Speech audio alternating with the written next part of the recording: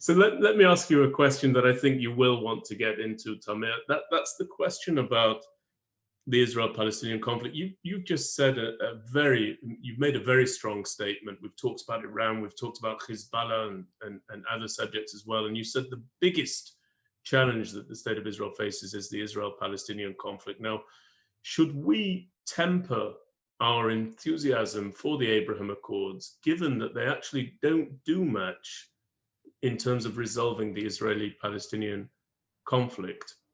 Would we be misguided to celebrate those successes and presume that the Israel-Palestinian conflict has now disappeared, in other words?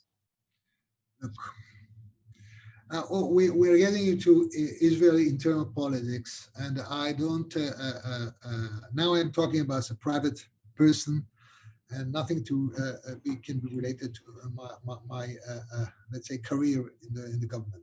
Noted.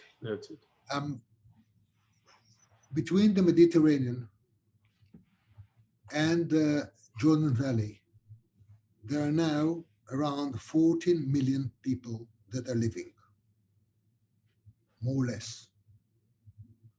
More or less half are Jews and half non-Jews.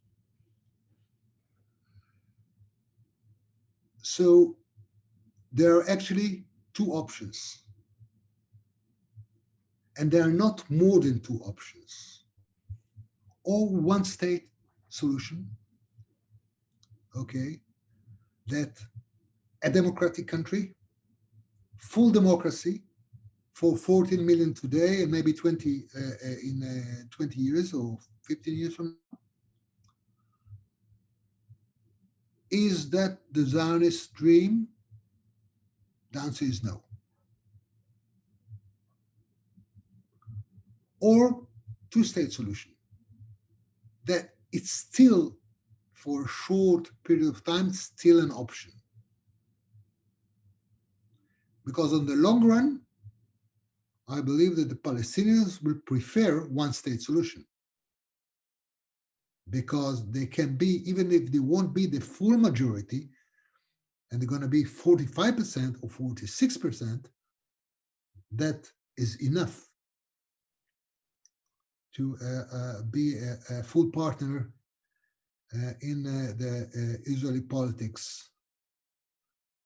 And as I said, that's the end of our dream as Jews for 2,000 years. And I think that, unfortunately, since '67, since the Six-Day War, this debate never took place in Israel.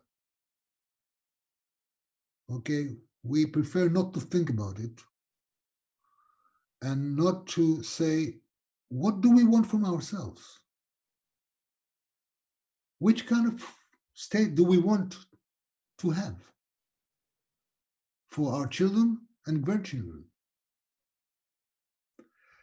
Because if after the Six-Day War, people don't like it, we are using in Israel the term Judea and Samaria, okay, in the last 25, 30 years. But Israel declared after the Six-Day War the West Bank as occupied territory. It's not that the United States or European countries declared it as occupied territory. Israeli law said it's occupied territory until today, except of Jerusalem that was annexed to Israel. The rest of the area is occupied territory. So if we thought that it's part of Israel, why we didn't annex it on the 11th of June, 1967, or 68, or 69, or 70? Why?